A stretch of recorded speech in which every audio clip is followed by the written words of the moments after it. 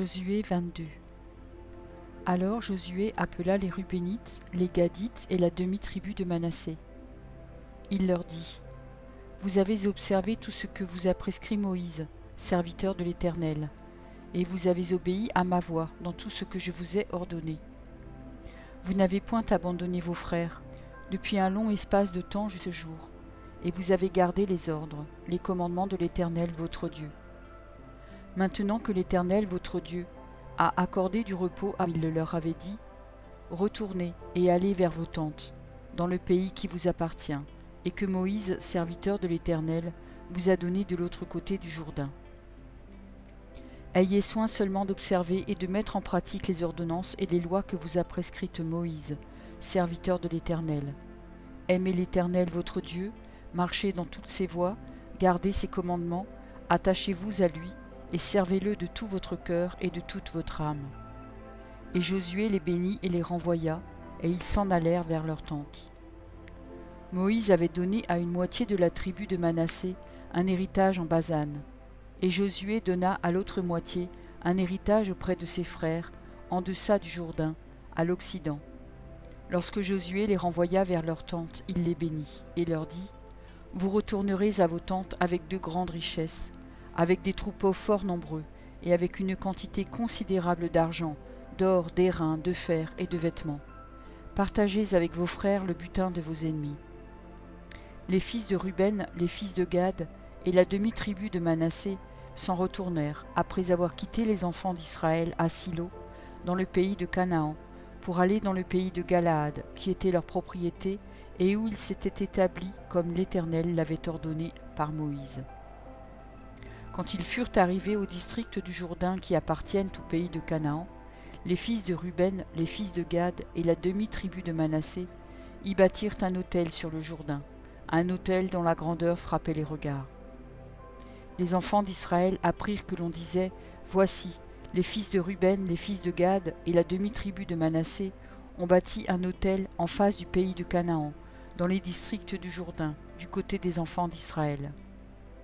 Lorsque les enfants d'Israël eurent appris cela, toute l'assemblée des enfants d'Israël se réunit à Silo pour monter contre eux et leur faire la guerre.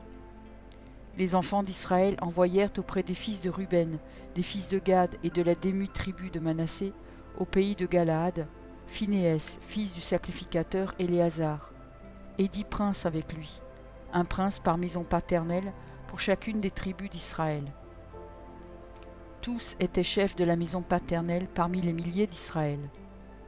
Ils se rendirent auprès des fils de Ruben, des fils de Gad et de la demi-tribu de Manassé, au pays de Galaad, et ils leur adressèrent la parole en disant : Ainsi parle toute l'assemblée de l'Éternel. Que signifie cette infidélité que vous avez commise envers le Dieu d'Israël ? Et pourquoi vous détournez-vous maintenant de l'Éternel, en vous bâtissant un autel pour vous révolter aujourd'hui contre l'Éternel ? Regardons-nous comme peu de choses le crime de Péor, dont nous n'avons pas jusqu'à présent enlevé la tache de dessous nous, malgré la plaie qu'il attira sur l'assemblée de l'Éternel. Et vous vous détournez aujourd'hui de l'Éternel. Si vous vous révoltez aujourd'hui contre l'Éternel, demain il s'irritera contre toute l'assemblée d'Israël. Si vous tenez pour impur le pays qui est votre propriété, passez dans le pays qui est la propriété de l'Éternel, où est fixée la demeure de l'Éternel, et établissez-vous au milieu de nous.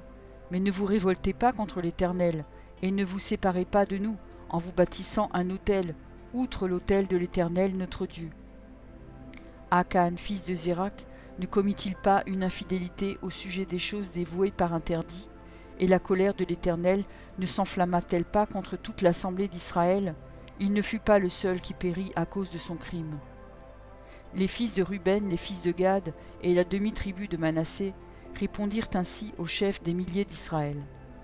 Dieu, Dieu, l'Éternel, Dieu, Dieu, l'Éternel le sait, et Israël le saura. Si c'est par rébellion et par infidélité envers l'Éternel, ne viens point à notre aide en ce jour. Si nous nous sommes bâtis un autel pour nous détourner de l'Éternel, si c'est pour y présenter des holocaustes et des offrandes, et si c'est pour y faire des sacrifices d'action de grâce, que l'Éternel en demande compte, c'est bien plutôt par une sorte d'inquiétude que nous avons fait cela, en pensant que vos fils diraient un jour à nos fils : Qu'y a-t-il de commun entre vous et l'Éternel, le Dieu d'Israël ? L'Éternel a mis le Jourdain pour limite entre nous et vous, fils de Ruben et fils de Gad. Vous n'avez point de part à l'Éternel. Et vos fils seraient ainsi cause que nos fils cesseraient de craindre l'Éternel. C'est pourquoi nous avons dit, bâtissons-nous donc un autel, non pour des holocaustes et pour des sacrifices, mais comme un témoin entre nous et vous, entre nos descendants et les vôtres, que nous voulons servir l'Éternel devant sa face par nos holocaustes et par nos sacrifices d'expiation et d'action de grâce, afin que vos fils ne disent pas un jour à nos fils, vous n'avez point de part à l'Éternel. Nous avons dit, s'ils tiennent dans l'avenir ce langage à nous ou à nos descendants, nous répondrons, voyez la forme de l'autel de l'Éternel, qu'ont fait nos pères, non pour des holocaustes et pour des sacrifices, mais comme témoins entre nous et vous.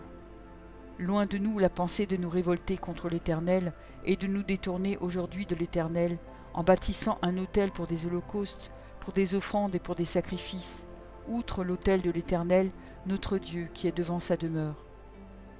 Lorsque le sacrificateur Phinéas et les princes de l'assemblée, les chefs des milliers d'Israël, qui étaient avec lui, eurent entendu les paroles que prononcèrent les fils de Ruben, les fils de Gad et les fils de Manassé, ils furent satisfaits.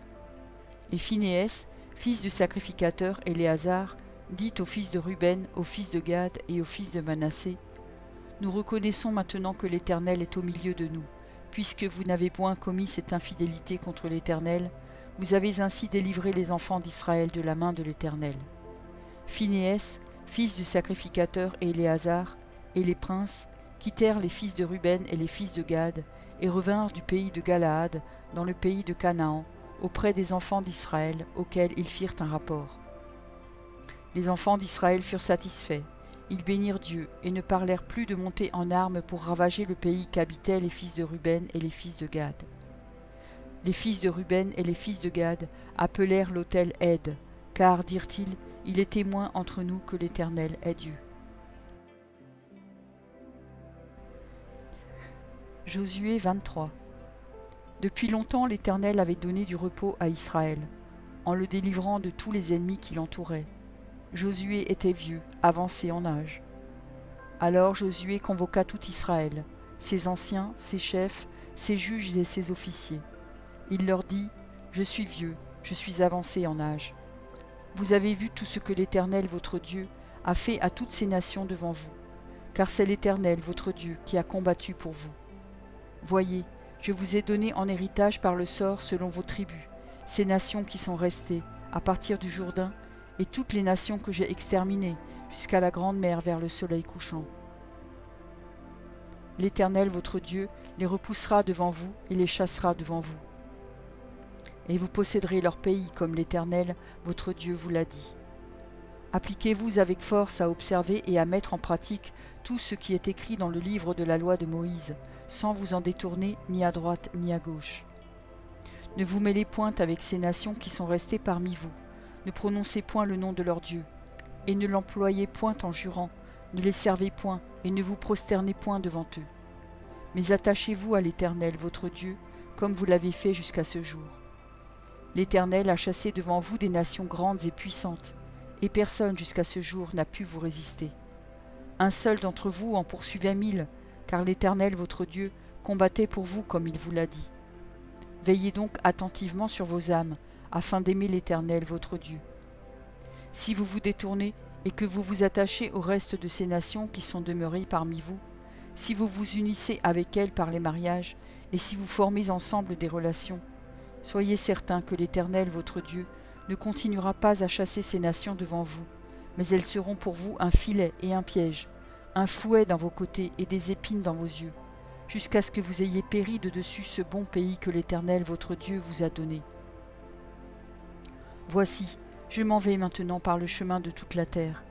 Reconnaissez de tout votre cœur et de toute votre âme qu'aucune de toutes les bonnes paroles prononcées sur vous par l'Éternel, votre Dieu, n'est restée sans effet. Toutes se sont accomplies pour vous, aucune n'est restée sans effet. Et comme toutes les bonnes paroles que l'Éternel, votre Dieu, vous avez dites se sont accomplies pour vous, de même l'Éternel accomplira sur vous toutes les paroles mauvaises, jusqu'à ce qu'il vous ait détruit de dessus ce bon pays que l'Éternel, votre Dieu, vous a donné. Si vous transgressez l'alliance que l'Éternel, votre Dieu, vous a prescrite, Et si vous allez servir d'autres dieux et vous prosterner devant eux, la colère de l'Éternel s'enflammera contre vous, et vous périrez promptement dans le bon pays qu'il vous a donné. Josué 24. Josué assembla toutes les tribus d'Israël à Sichem, et il convoqua les anciens d'Israël, ses chefs, ses juges et ses officiers, et ils se présentèrent devant Dieu. Josué dit à tout le peuple, « Ainsi parle l'Éternel, le Dieu d'Israël. Vos pères, Térak, père d'Abraham et père de Nachor, habitaient anciennement de l'autre côté du fleuve, et ils servaient d'autres dieux. Je pris votre père Abraham de l'autre côté du fleuve, et je lui fis parcourir tout le pays de Canaan. Je multipliai sa postérité, et je lui donnai Isaac. Je donnai à Isaac Jacob et Ésaü, et je donnai en propriété à Ésaü la montagne de Séhir, mais Jacob et ses fils descendirent en Égypte. J'envoyai Moïse et Aaron, et je frappai l'Égypte par les prodiges que j'opérais au milieu d'elle. Puis je vous en fis sortir. Je fis sortir vos pères de l'Égypte, et vous arrivâtes à la mer. Les Égyptiens poursuivirent vos pères jusqu'à la mer Rouge avec des chars et des cavaliers. Vos pères crièrent à l'Éternel, et l'Éternel mit des ténèbres entre vous et les Égyptiens.